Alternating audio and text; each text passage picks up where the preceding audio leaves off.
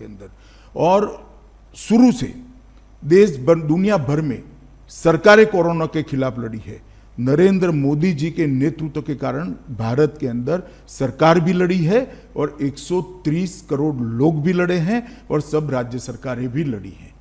और नरेंद्र भाई की नेतृत्व की स्वीकृति का परिणाम है। मैंने आज तक मेरे सार्वजनिक जीवन में और मेरी स्मृति में एक भी घटना ऐसी नहीं है कि एक नेता के कहने पर एक भी पुलिस के बगैर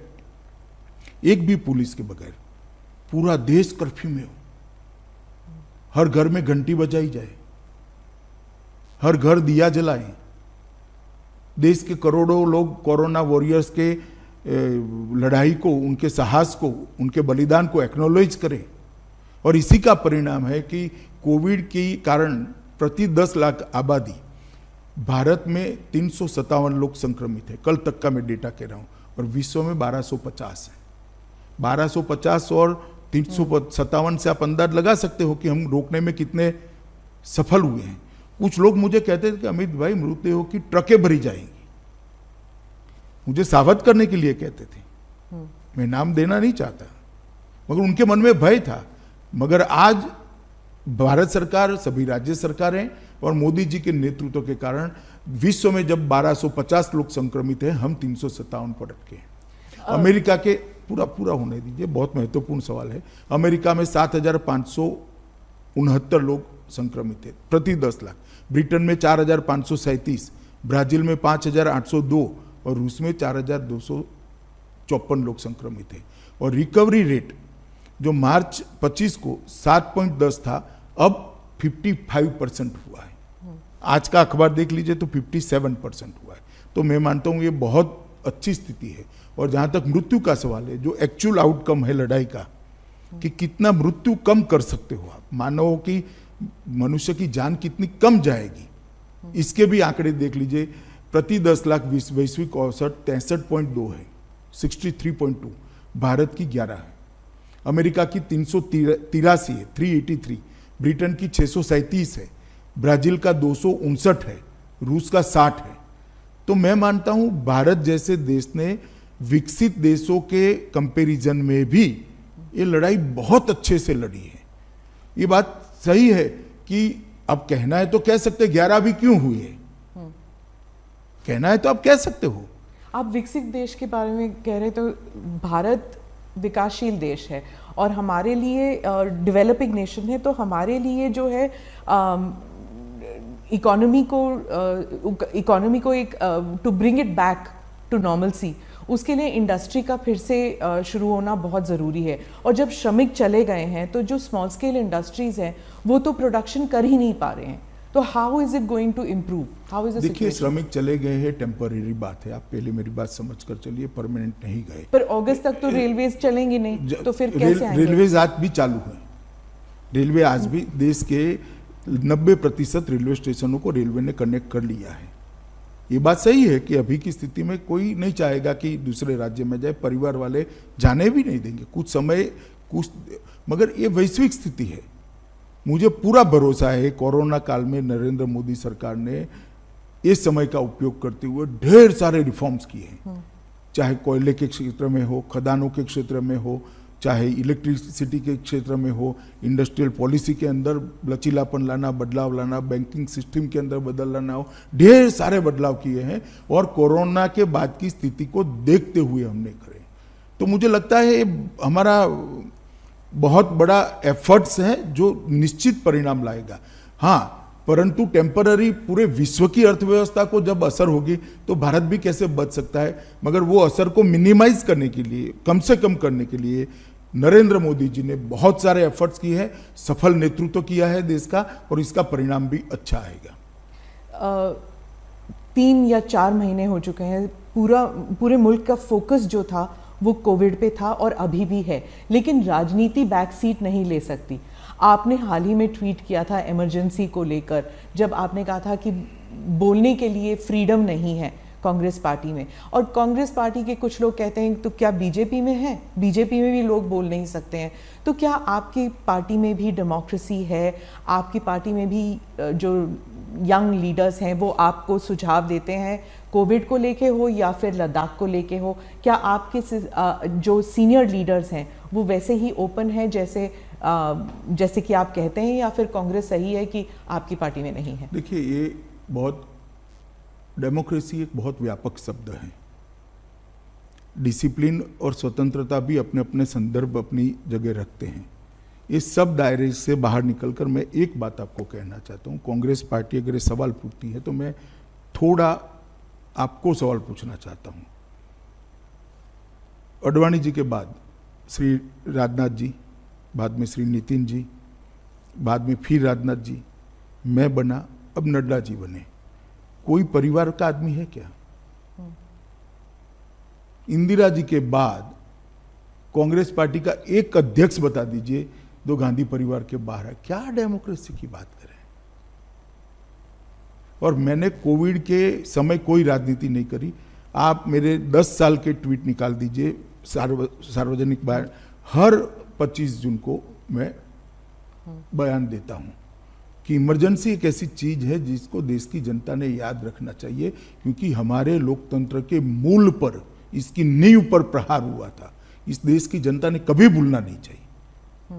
किसी भी राजनीतिक कार्यकर्ता ने, किसी भी नागरिक ने, किसी भी सिटीजन ने इसको नहीं भूलना चाहिए। ऐसे प्रयासों को हमेशा याद रखना चाहिए और इसके खिलाफ जागरूकता भी रखनी चाहिए।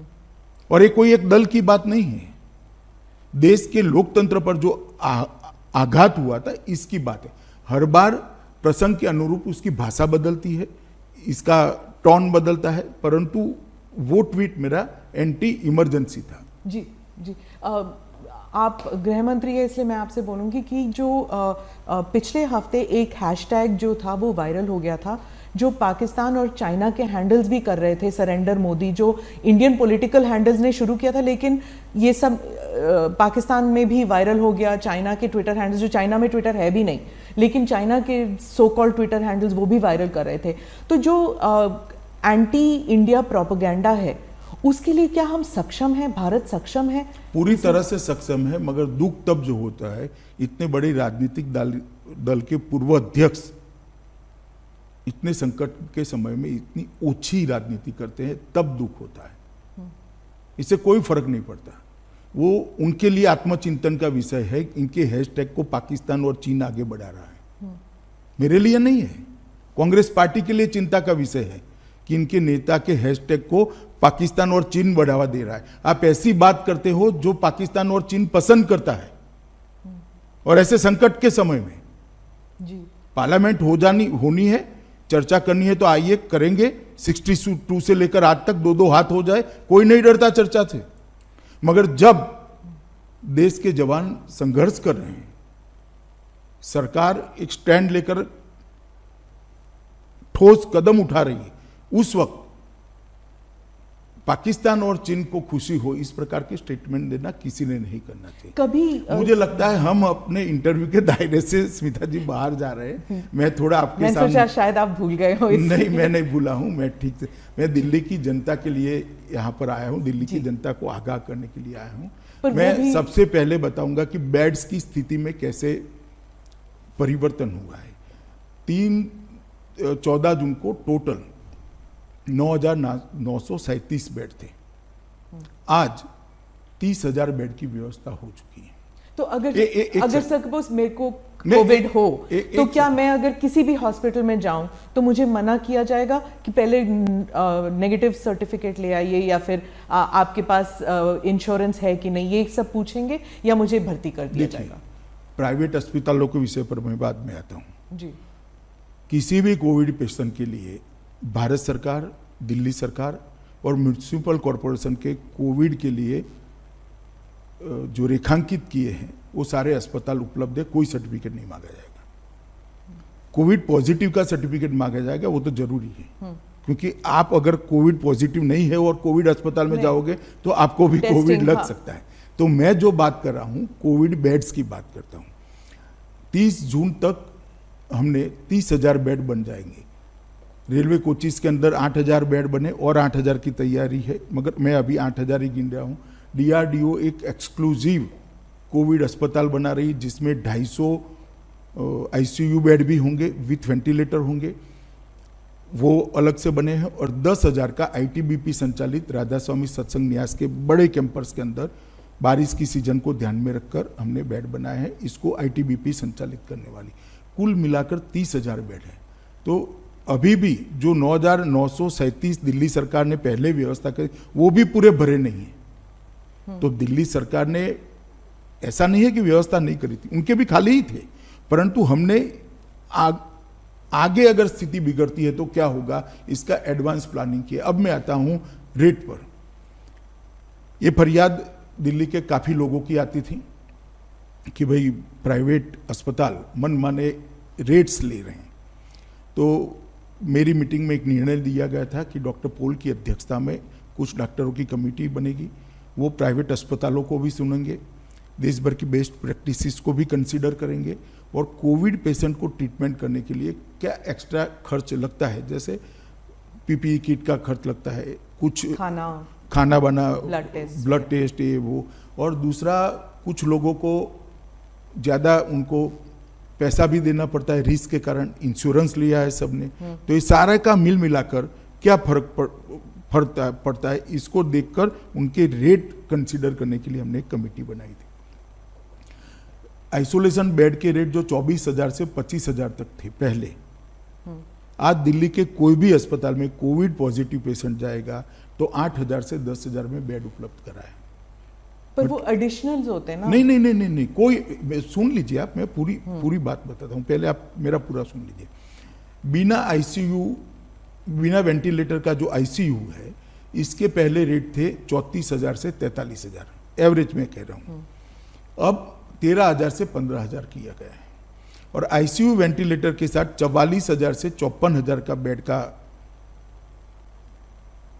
खर्च था, इसको 15,000 से 18,000 कर दिया गया है। एक, इसके अंदर कोविड के जितने टेस्ट करेंगे इंक्लूड है, वेंटिलेटर पर रखेंगे इसका खर्चा इंक्लूड है, सारी दवाइयाँ इंक्लूड है, और अगर डायबिटीज है और आपको आगे की ट्रीटमेंट भी करनी पड़ती है तो ये भी सारा इंक्लूड है। ये पूर्णतः अपने आप में एक सील पैकेज है, आप समझ लीजिए। तो इसको हमने कम कराया है। आज दिल्ली के बहुत सारे अस्पतालों के अंदर, सब अस्पताल जो कोविड के लिए अपनी अपनी बताए हैं, वो सारे अस्पतालों के अंदर हमने ये व्यवस्था करी। तो एक तो 10,000 से बढ़ाकर हमने 30,000 बेड करे, रेट को हमने लगभग कई जगह 1/3 कर दिया, कई जगह आधा कर दिया है।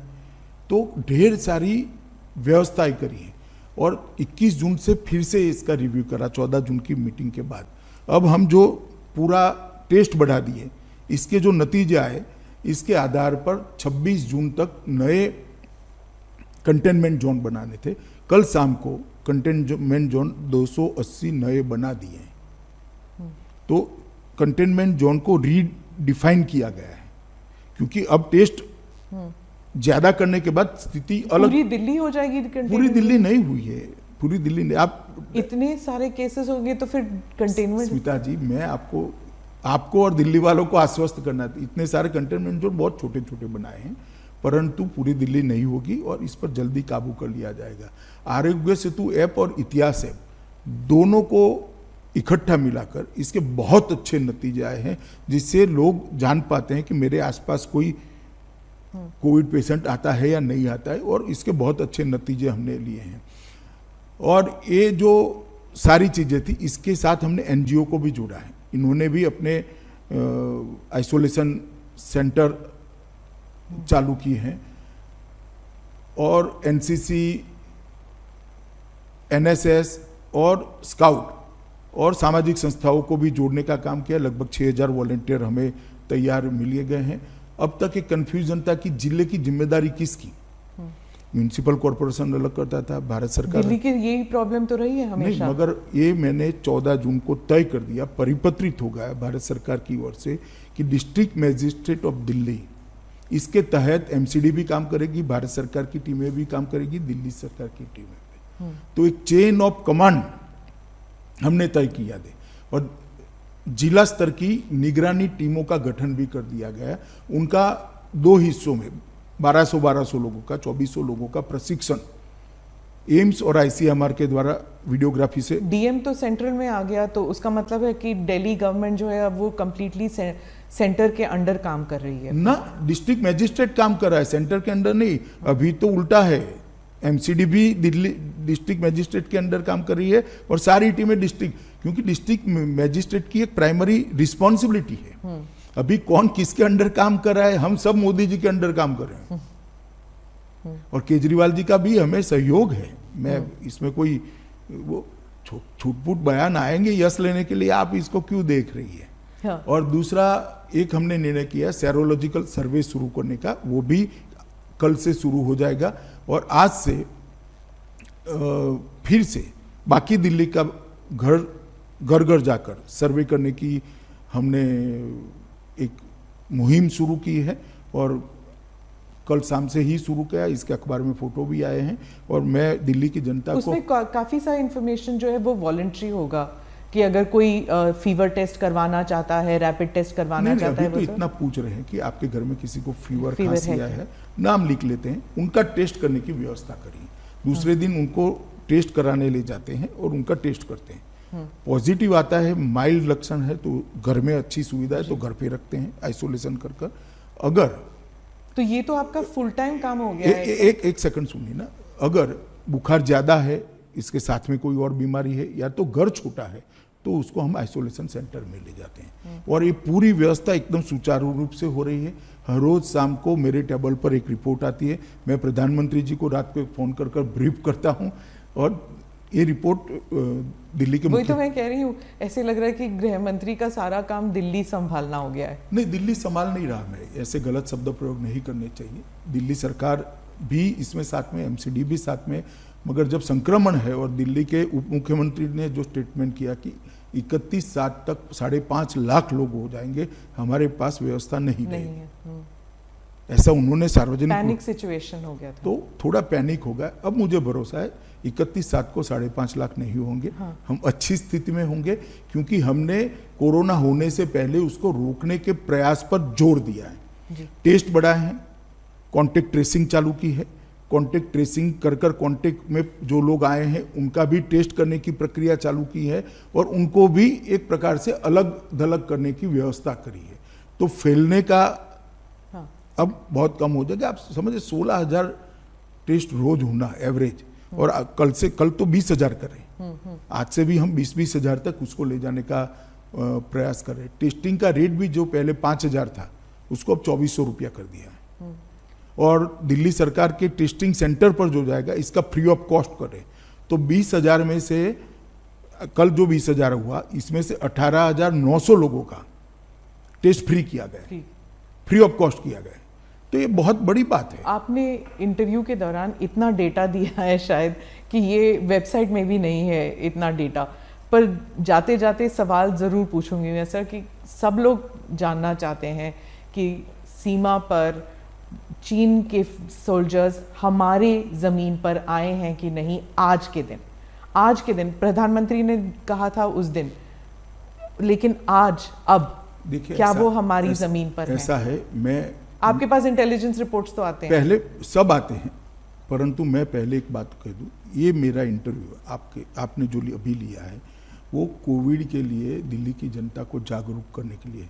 मैं कुछ ऐसा करना नहीं चाहता जिससे मेरी ये मूल उद्देश्य है वो साइड पर हो जाए, टाइटल कुछ और बने और जनता कोविड से डरती रहे। तो मैं आप दोनों चीजों का डर है लोगों को, दूसरी चीजों का भी डर दूर करने वाले कर रहे हैं ना।